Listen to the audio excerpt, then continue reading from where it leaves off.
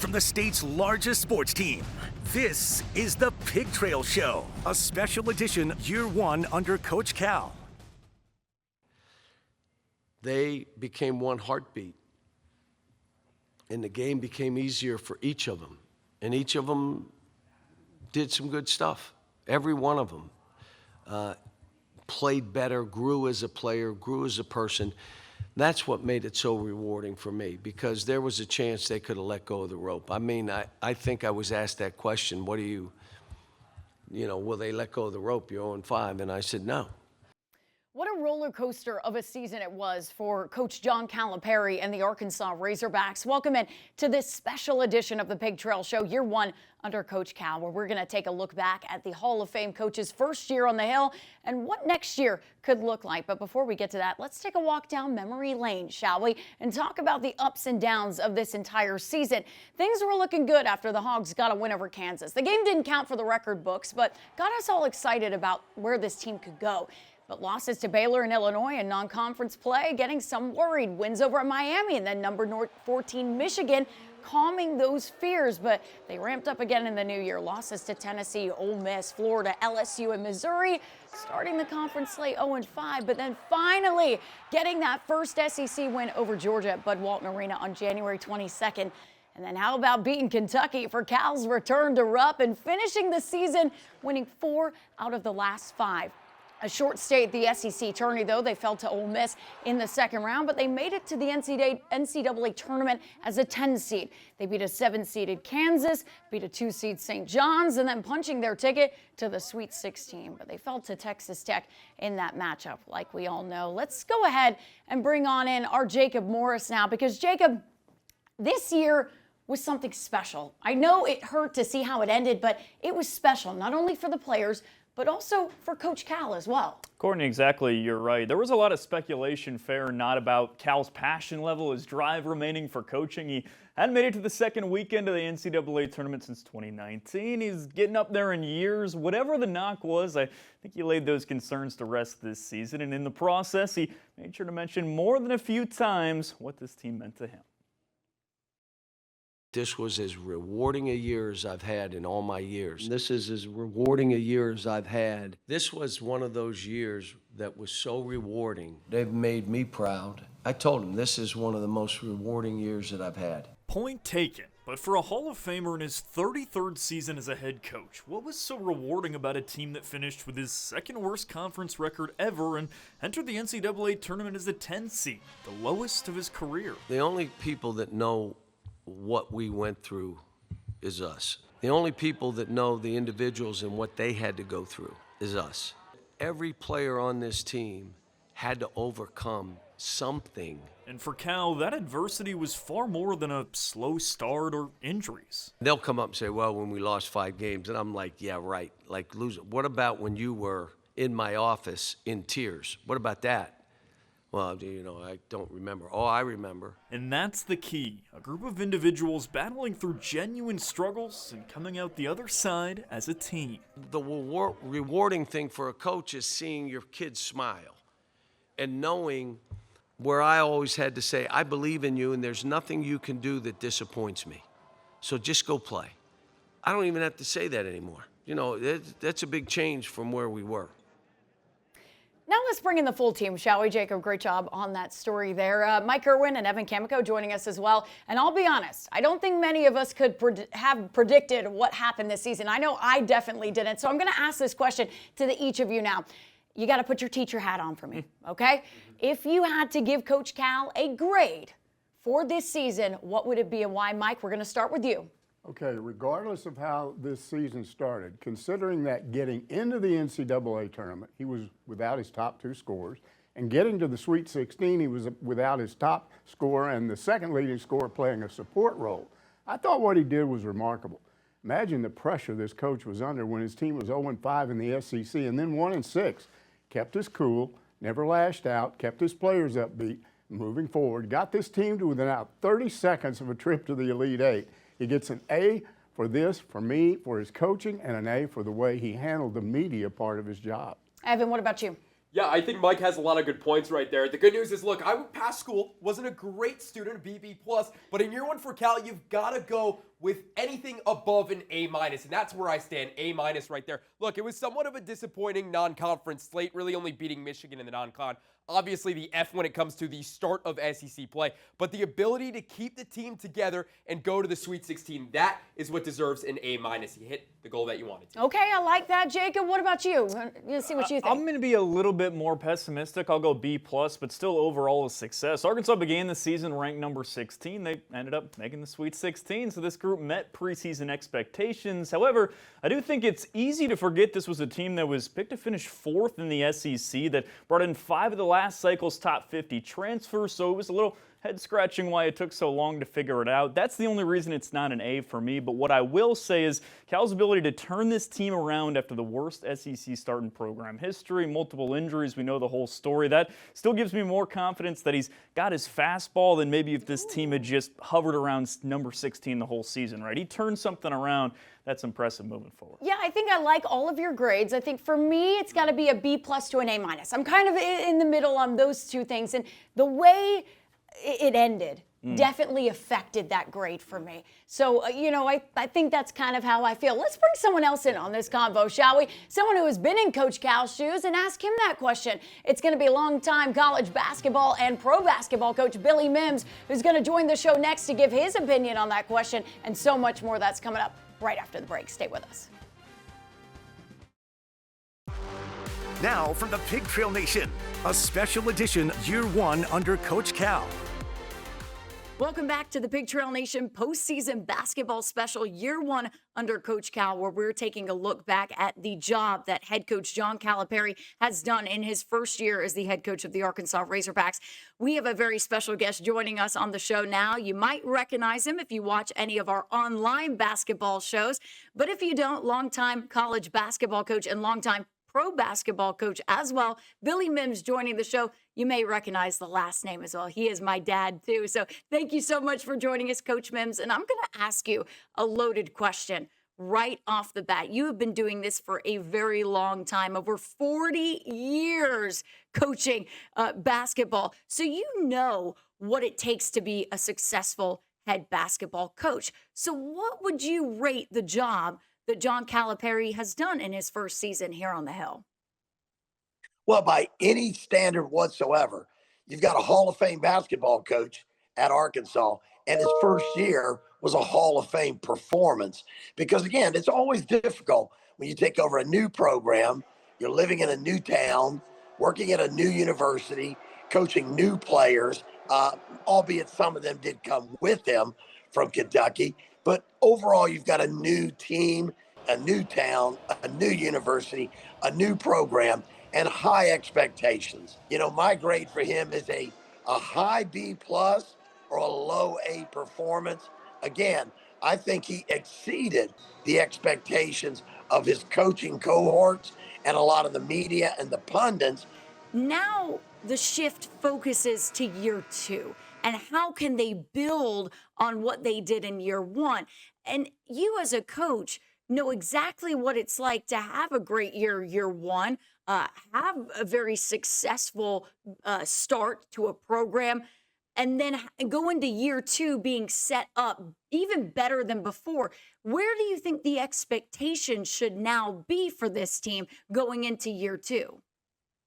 Well, the first thing John Calipari and his staff have to do in the crazy wild, wild west that is now college basketball, they have to begin to recruit, and recruiting starts at home. Number one, you've got to have your best players returning. There was a time when everybody talked about one and dones. Coach Cal had some great one and dones at Kentucky. And one and dones of a high caliber can win you national championships. But there's also, in today's scheme of things, and the thinking and the NIL and the transfer portal, you've got to be able to have some sort of consistency from year 1 to year 2 and onward. And that starts recruiting the players you have at home. The core nucleus of their success this year, they've got to see those guys return. So again, it's great to have guys you think, hey, after their freshman year or after 1 year in our program, they can catapult to the NBA. But you want some of those guys to stay. A Sweet 16 run in year one, yeah, pretty darn good. You have to give it a pretty darn good. Now, it just leaves fans wanting more, and that's exactly what we're going to talk about coming up next on the show. Who does Coach Calipari have next year coming in, and what does that roster look like? We're going to break it down coming up next. Now from the Pig Trail Nation, a special edition year one under Coach Cal. 100%. I think we could win a national championship. Facts.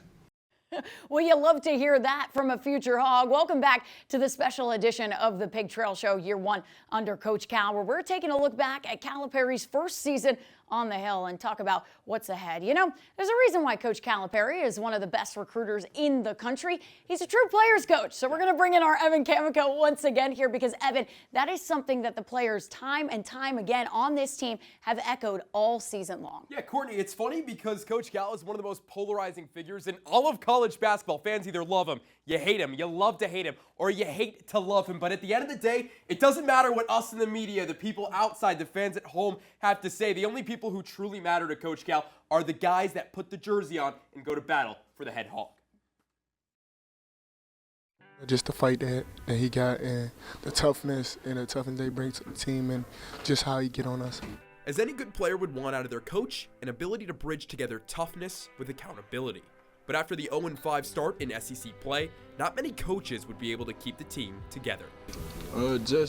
Just keeping this cool. Like, you know, we started out bad in conference play, so, you know, any other coach would have, you know, would have struggled, but, you know, him, he just kept it cool, believed in us, and we believed in him. Well, grateful, you know, being with, you know, something new that Cal was building in Arkansas is very great, and, you know, I'm always going to cheer him on regardless down because I'm just grateful for playing for him. I'm thankful that he gave me the opportunity to play for him, and I'm just grateful to be around all these guys in the locker room. There's an impact that Cal has on all the men who play for him. He's the kind of leader that changes his guys, not just when they have the ball in their hands. It's been legendary, you know, just all his wisdom. You know, he's excelled with a lot of guards, and, you know, just giving me that mindset and giving me the opportunity, you know, to show what I can do. And, you know, it's bigger than basketball, you know. He helped me develop as a man, and I feel like that's his goal with each and every one of these guys in here. And, you know, we just listen to what he says. But Cal's impact goes further than just his current roster. During the season, he flew from Knoxville to Chicago to watch Derrick Rose have his Derrick Rose night. Not to mention, former Kentucky Wildcat Reed Sheppard wearing an Arkansas shirt before Cal returned to Rupp Arena. A lot of people are not happy, but you know, that's my coach. I play for Coach Cal. Kentucky shorts, you know, I'm a Kentucky boy. I'm rooting for Kentucky, but Coach Cal is my coach. I'm also pulling for Coach Cal. Past or present, playing for Cal is something no player takes for granted. You know, it's a blessing. You know, he's the greatest. You know, one of the greatest coaches of all time. So just having him and the coaches, you know, and the other assistant coaches that are really great too. But just coaching me, you know, you learn from the best. So you can't really complain at all. You know, he won a national championship, been to the Sweet 16. So, you know, it's a blessing. Thanks so much, Evan. So who's going to be playing for Coach Cal next season? We got a little glimpse of some of the new pieces of the roster this past week, actually, as two future Hogs playing in the McDonald's All-American game, and Darius Acuff Jr. and Malik Thomas. Acuff playing for the East team, Thomas for the West. Both had some really good highlights in this matchup. Thomas finishing the game with 6 points, 4 rebounds, 2 steals, and 1 assist for the West. And Acuff had 12 points, 4 assists, 2 steals, and a rebound for the East team. But what about the transfer portal? Not a lot of action for the Hogs there this past week, but that's because Coach Cal is prioritizing the guys he has already. The more he retains for next year, the better off they will be. And that's the name of the game in college basketball right now. But there is a guy that we've heard the Hogs feel pretty confident they're going to land from the portal. That's FSU transfer forward Malik Ewan. The 6'11", 230-pound forward averaging 14.2 points per game, 7.6 rebounds, and 1.7 assists per game with the Seminoles this past season. And look, they need some big men to come into the program after Zvonimir Ivisic hit the portal this past week and joined his brother at Illinois, and Jonas Aidoo gone because he's now out of eligibility. So this could be a really good get for the Hogs if they end up landing him. So will the Hogs land him? That's one of the questions we have. And what is the latest portal news? We're going to answer some of those questions. Coming up next as our recruiting expert, Kevin McPherson, joining the show. That is coming up right after the break, so stay with us. Welcome back to a special edition of the Pig Trail Show, year one under Coach Cal. So we know Calipari is bringing in 2 talented freshmen, but there's a lot going on when it comes to the portal. For more on that, let's go ahead and bring in our expert when it comes to basketball recruiting news, and that's our Hog Hoops insider, Kevin McPherson, who sat down with our own Jacob Morris today to discuss the latest.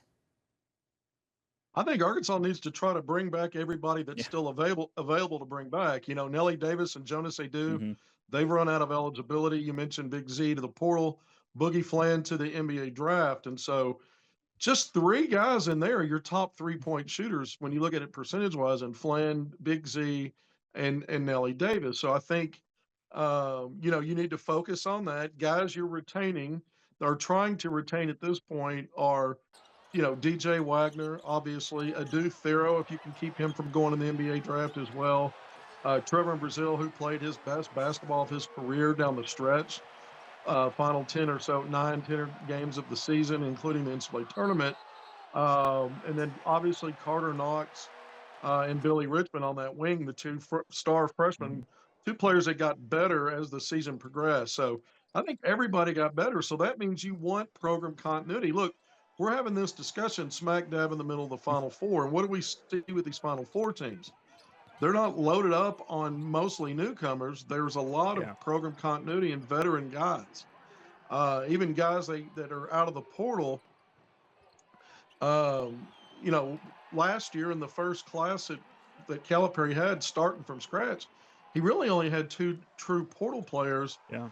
Nelly Davis and Jonas Adu. The other ones that came to Arkansas through the portal were actually roster retention for Calipari coming from Kentucky, plus guys he had signed. This is obviously such an exciting freshman class for the Razorbacks. And, you know, in a lot of situations for a lot of teams, it would be, you know, how are these freshmen going to come in and help? Well, when you talk about guys like Malik Thomas and Darius Akov, these are guys that are going to come in and take on massive roles for this Razorback team. You know, we saw them in the McDonald's All-American game this past week. Just, you've talked about it a lot. How special are Akov? How special is Malik Thomas? And how special is this freshman class as a whole?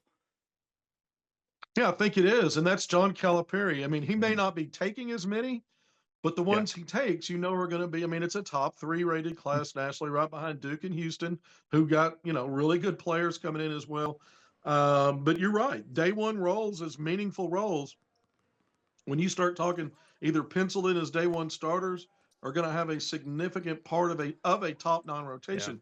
So there's going to be a lot on there. That's why it's important that you put the right pieces around them, more veteran guys and guys that you kept in your program. The portal is going to be a big deal for this team for the reasons that you mentioned earlier. So let's go there now. What are some targets rather that Arkansas is looking at? And you mentioned the type of player that Arkansas needs, the type of holes the Razorbacks need to fill. How are the Hogs going to attack the transfer portal in that regard? Well, there's a lot of talk, a lot of smoke right now that a Florida State transfer junior, Malik Ewan, 6'11", 240, 14.2 points per game in the ACC this season, 7.6 rebounds, only 26 minutes a game. So when you look at the rebounds and you look at the minutes, it's very comparable to what Jonas Adu did at Tennessee coming out of the portal. But you also want to be good on the offensive glass on your own end. And that's what a guy like Malik Ewan would bring, 3.1 offensive rebounds per game. Thanks so much, Kevin and Jacob. So we all know how year 1 ended. A heartbreaking loss to Texas Tech in the Sweet 16. We've talked about that. So what should we expect for next year? Elite 8? Do I dare say Final 4? We're going to have the team give their thoughts coming up right after the break.